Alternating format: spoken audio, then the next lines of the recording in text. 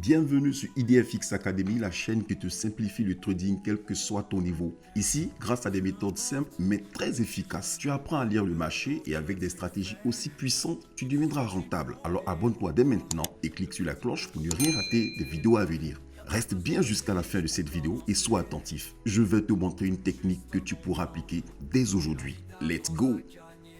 Aujourd'hui, nous allons essayer de voir comment gérer un trade de tendance. Donc, c'est donc dit qu'on ne va pas trader selon la tendance. Et donc, on va prendre pour exemple l'indice Volatility 25 Index. Et sur cet indice-là, ce qu'on voit actuellement, en 4 heures, la tendance générale est baissière. Quand bien même on constate que les derniers creux de cette tendance-là sont haussiers, avec cette flèche que vous voyez. Mais la tendance générale est baissière. Donc, puisque la tendance est baissière, ce qu'on doit chercher à faire, c'est de vendre et non d'acheter. Mais il peut se trouver des opportunités d'achat. C'est-à-dire que dans ce cas-là, on ne va pas chercher à grignoter beaucoup. On ne va pas espérer de grands pips ou de grands mouvements. On va espérer de petits mouvements. Alors, ce qui va se passer, c'est que je vais retourner en 15 minutes pour chercher ma confirmation, sinon ma zone d'entrée. Et là, à ce niveau, je vois que le prix a cassé une structure. Et je vais donc dessiner une zone.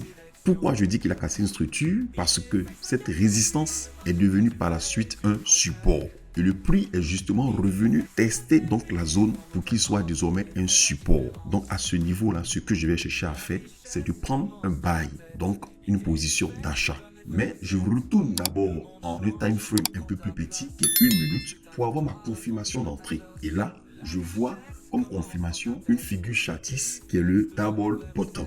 Donc le W si vous voulez, qui est dessiné ici. C'est une confirmation pour moi. Et le prix est même revenu retester encore dans la zone et maintenant il va monter.